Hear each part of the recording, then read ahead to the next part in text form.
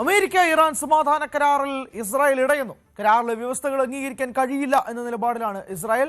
Trump അമേരിക്കയുടെ പ്രസിഡന്റും താൻ ഇസ്രായേലിന്റെ പ്രധാനമന്ത്രിയുമാണെന്നായിരുന്നു കരാർ വന്നതിന് ശേഷം നെതന്യാഹുവിന്റെ പ്രതികരണം. ലെബനനിൽ നിന്ന് അടക്കം സേനയെ പിൻവലിക്കില്ലെന്നും നെതന്യാഹു വ്യക്തമാക്കി. ഹോർമുസിൽ ടോൾ പിരിക്കാനാണ് ഇറാന്റെയും തീരുമാനം. വിനോദുണ്ട് വിശദാംശങ്ങളുമായി. വിനോദ്, ഇസ്രായേൽ ഇങ്ങനെ ഇടഞ്ഞു നിൽക്കുന്ന ഒരു സാഹചര്യമുണ്ട്. വെള്ളിയാഴ്ചയാണ് സമാധാന കരാർ ഔദ്യോഗികമായി ഒപ്പിടാൻ പോകുന്നത്. ഈ പ്രതിസന്ധി എങ്ങനെ മറികടക്കാനായിരിക്കും?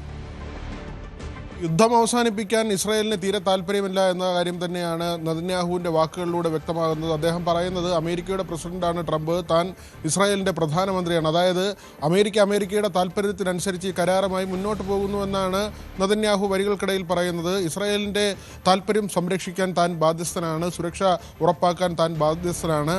മാത്രമല്ല, ഈ കരാറിൻ്റെ ഭാഗമായി പറയുന്നത് അത് ഇറാൻ്റെ ഏറ്റവും പ്രധാനപ്പെട്ട ആവശ്യമാണ്. ലെബനനിൽ നിന്ന് ഇസ്രായേൽ പിന്മാറണം, ആക്രമണം നടത്തരുതെന്നതാണ്. പക്ഷേ അങ്ങനെ ലെബനനിൽ നിന്നോ സിറിയയിൽ നിന്നോ ഗസയിൽ നിന്നോ സേനയെ പിൻവലിക്കാൻ തയ്യാറല്ല എന്ന് അസന്നിഗ്ധമായി നെതന്യാഹു പറയുമ്പോൾ ഈ കരാറിന് എത്രമാത്രം പ്രസക്തി ഉണ്ടാകുമെന്ന ചോദ്യമാണ് അവശേഷിക്കുന്നത്.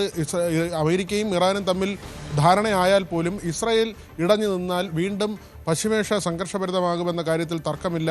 ലെബനനെയും യമനെയും ആക്രമിച്ചാൽ ഇസ്രായേലിന് നേരെ വീണ്ടും ഇറാൻ്റെ ആക്രമണം ഉണ്ടാകും. അല്ലെങ്കിൽ അവിടെയുള്ള ഹൂതികൾക്കോ അല്ലെങ്കിൽ ഹിസ്ബുള്ളയ്ക്കോ ഒക്കെ തന്നെ ഫണ്ട് ചെയ്യുന്ന രീതി, അവർക്ക് ആയുധം നൽകുന്ന രീതി, ഇതെല്ലാം തന്നെ ഇറാൻ തുടരും.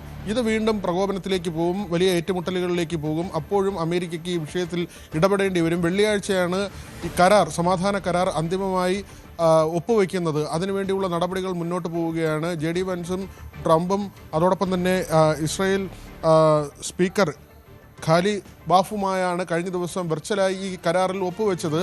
അതിന് ഒരു പൂർണ്ണ രൂപമാകണമെങ്കിൽ വെള്ളിയാഴ്ച അത് സ്വിറ്റ്സർലൻഡിൽ ഈ കരാർ ഒപ്പിടും.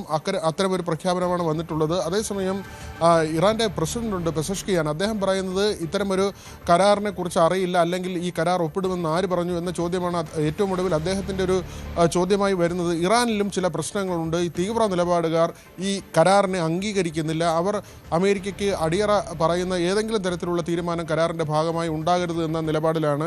ഇറാൻ പൊതുവിൽ പറയുന്നതും അത്തരത്തിൽ കാര്യങ്ങൾ തന്നെയാണ്. അമേരിക്ക പറയുന്ന മുഴുവൻ കാര്യങ്ങളും അംഗീകരിക്കാൻ കഴിയില്ല എന്ന നിലയിൽ തന്നെയാണ്. പ്രത്യേകിച്ച് ഈ സമ്പുഷ്ടീകരിച്ച യുറേനിയം ആണവശക്തി ആകരുത്, അത് അമേരിക്ക ഏറ്റെടുക്കുമെന്ന തരത്തിലാണ് കരാറിലെ ഒരു വ്യവസ്ഥ.